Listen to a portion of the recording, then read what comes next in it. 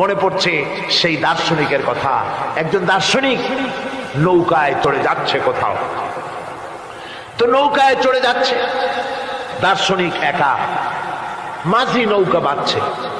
দার্শনিক মানুষ তো, মাথার মধ্যে দর্শন গিজগিজ গিজগিজ করছে, কথা বলার লোক পায় না।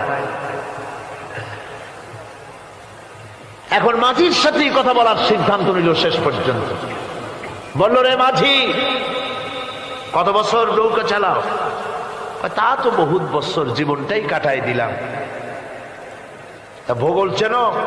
ভূগোল কখনো দেখেছো? কই যে না, ভূগোল আমি দেখবো কোথাতে, আমি ওরকম গরিব মানুষ, এগুলি ধনীদের কাম, তারা হয়তো খায় টায়, আমি ভূগোল দেখিও নাই খাইও নাই। বলে আশ্চর্য কথা, ভূগোল মানুষে খায় নাকি? জীবনটা তো সারে নেই, নষ্ট করে ফেলাইছে। মাঝি দাঁতগুলো বাইর করে দিয়ে বলতেছে, স্যার হইতেও পারে। কিছুক্ষণ পর দার্শনিক বলছে, এই বেটা, দর্শন বোঝো? স্যার খামোখাই শরম দিচ্ছেন, এ সমস্ত বড় লোকের খাবার, ওগুলি আমার সামনে বলে লাভটা কি? আমরা গরিব মানুষ, এগুলি আমরা কোনোদিন দেখিও নাই খাইও নাই। দার্শনিক বলছে, বেটা বেওকুফ, দর্শন মানুষে বুঝি খায়?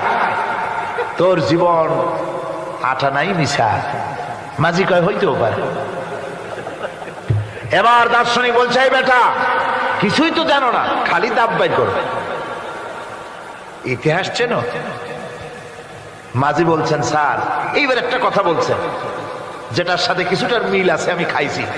সেটা হচ্ছে, বাপ গরিব ছিলেন, কিন্তু মাঝে মধ্যে শীতের মৌসুমে পাতিহাঁস জবাই করে আমরা খাইতাম, আর বিবাহের সময় শ্বশুর বাড়ির রাজহাঁস জবাই করে খাওয়াইছিল, কিন্তু ইতিহাস তো খাই নাই, ওইটা কোথায় পাওয়া যায়?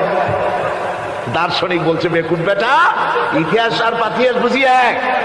তোর জীবন তো 12 নাই মিশা। মাঝি কয়, হইতেও পারে। কিছুক্ষণ পর উত্তর দিকে কালো মেঘ উঠেছে, আকাশ থমথমে ভাব, নদীর ভিতরে তুফান সৃষ্টি হয়েছে। মাঝি বলছে, স্যার সাঁতার জানেন? কয় যে না মাঝি, সাঁতার তো জানি না। মাঝি কয়, স্যার ভূগোল, দর্শন, ইতিহাস 3 সাবজেক্টে আমার জীবন 12 আনা মিশা, এখন তো দেখি এক সাবজেক্টে 16 আনাই মিশা আপনার।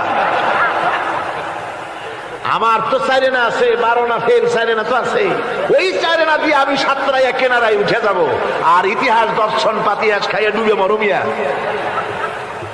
এবার দার্শনিক বলছে, আরে মাঝি, মানুষকে এরকম নৌকা ডুবে মরে নাকি? কয় মরে না, আমার বাপ এই নৌকার মাঝি ছিল, তারপরে এই নৌকা বাইতে বাইতে আমার বাপ এই নৌকার মধ্যে মরছে ডুবিয়া। আচ্ছা, তোমার দাদা? আমার দাদাও মাঝি ছিল, এই নৌকা বাইতে গিয়ে সেও মরছে। তোমার নানা? আমার নানাও এরকম নৌকা বাইয়া এরকম মাঝি হয়ে মরছে। দার্শনিক কয়, তুমি তো দারুণ বেহায়া, যে নৌকায় তোমার বাপ মরলো, দাদা মরলো, সেই ব্যবসা তুমি ছাড়তে পারো না, তুমি তো দারুণ বেহায়া। মাঝিরও বুদ্ধি কম না। মাঝি কয় যে, স্যার আপনার বাপ জিন্দা আছেন? কয় না, মারা গেছেন। কোথায় মরছে? ঘরের মধ্যে খাটের উপরে চিত হইয়া আরামসে মারা গেছেন। আপনার দাদা? বলে তিনিও ঘরের মধ্যে বাস, ওইখানেই ঘরের মধ্যেই মারা গেছেন, খাটের উপরে। আপনার নানা? উনিও ঘরের মধ্যে চিত হয়ে আরামসে মারা গেছেন। মাঝি কয় যে, আপনিও তো বেশরম কম না, যে ঘরের মধ্যে আপনার দাদা মরলো, নানা মরলো, গুষ্টি মরলো, সেই ঘরটা তো এখন আপনি সারতে পারেন নাই। এর দ্বারা মাঝি বুঝাইতে চাইল এই কথা, দার্শনিক সাহেব, মৃত্যুর জন্য সময় হলো আসল কথা। সময় যখন এসে যাবে, সে যে জায়গায় হোক, মৃত্যু তাকে ছাড়বে না।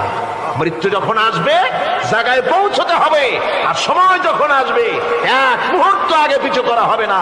মউত আসার সাথে সাথে আজরাইল তার সামনে এসে যাবে, 1 মুহূর্ত বাঁচতে পারবে না। সুতরাং মুমিন ব্যক্তি, তার দিলের মধ্যে মৃত্যু সম্পর্কে কোন ধরনের ওই ধরনের চিন্তা থাকবে না, পরান্ডা নিয়ে কোন রকম নিবাসী এরকমের চিন্তা থাকবে না। জীবন আল্লাহ দিয়েছেন, আল্লাহ নিবেন, সময় আসলে 1 মুহূর্ত দেরি করা হবে না।